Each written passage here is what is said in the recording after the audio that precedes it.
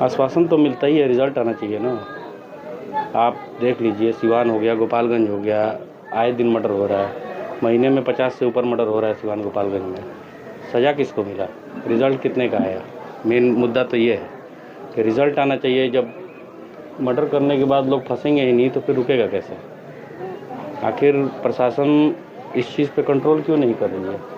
वजह तो ये है कि स्माइक और नशा इतना ज़्यादा फैल गया है कि नशे की हालत में किसी को भी बंदूक दे के भेज दिया जा रहा है कि जाइए इसे मार दीजिए। और प्रशासन इस चीज़ पे कंट्रोल ही नहीं कर रही है, ना नशा पे कंट्रोल कर पा रही है, ना हथियारों पे कंट्रोल कर पा रही है, ना मर्डर पे कंट्रोल कर पा रही है। तो ये तो प्रशासन की कमी है, फेलियर है प्रशासन का, और बिहार गवर्नमेंट का फेलियर है, सुशासन का फेलियर है। नेमत जी, ये बताइए क्या आपको लग रहा है कि ये टारगेटेड मर्डर है? एमआईएम के जो नेता हैं, जो मजबूत स्तंभ हैं, जिले में एक अलग पहचान था, उभर के आए थे, तो टारगेटेड मर्डर किया जा रहा है, एमआईएम के नेता को बाजाप्ता टारगेट करके मारा जा रहा है। देखिए, ये कहा नहीं जा सकता है, क्योंकि जब तक खुलेगा नहीं मामला कि क्यों मर्डर हुआ है। ये पॉलिटिकल मर्डर इसको कह नहीं सकते हैं। पॉलिटिकल हो भी सकता है, नॉन पॉलिटिकल भी हो सकता है। सबसे बड़ी बात है कि ये मर्डर है, वो पॉलिटिकल हो या नॉन पॉलिटिकल हो, मर्डर होना नहीं चाहिए।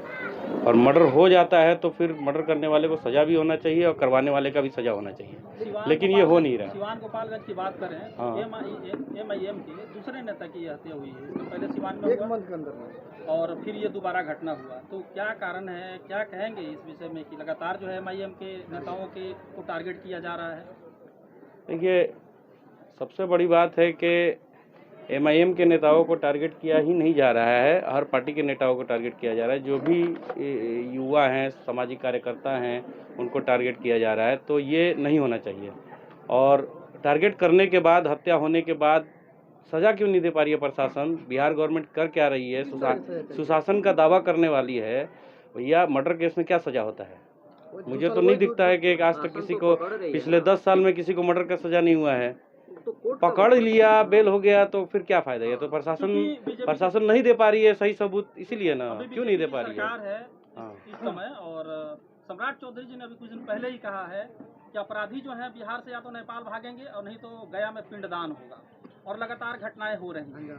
सिवान गोपाल कहने का मतलब है कि पहले भी बीजेपी की गवर्नमेंट रही है जदयू के साथ, आरजेडी की रही है, सरकार तो सबका रह चुका है पिछले 20-25 साल में।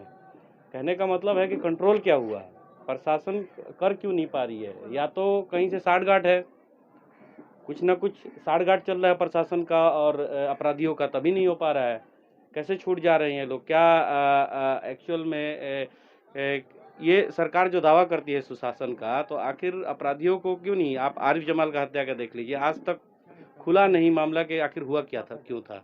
उसके बाद 50 मर्डर हो गए सिवान में, गोपालगंज में। तो प्रशासन, जब तक अपराधी को सजा नहीं मिलेगा, जब तक नशे के जो पदार्थ हैं जो आराम से बिक रहे हैं, प्रशासन चाहे तो आज रोक देगी, लेकिन नहीं रोक पा रही है। तो जब तक नशीली पदार्थें नहीं रुकेंगी, जब तक अपराधी नहीं रुकेंगे, तब तक। ये नशा का बार बार जिक्र कर रहे हैं, आखिर ये मतलब किस टाइप के नशा की वजह से इस तरह की हर तरह का नशा है, स्माइक है, शराब है, और आपको क्या कहते हैं, स्माइक भी बिक रहा है, शराब भी बिक रहा है, गांजा भी बिक रहा है। स्माइक का एडिक्शन आप देख लीजिए, छोटे छोटे बच्चों में एडिक्शन हो रहा है। और स्माइक की वजह से जब नशे का लत लग जाता है तो वो क्या करते हैं लोग, पैसे के लिए कुछ भी करने को तैयार हो जाते हैं। जब कुछ भी करने को तैयार हो जाएंगे तो कोई भी उनका इस्तेमाल कर लेगा।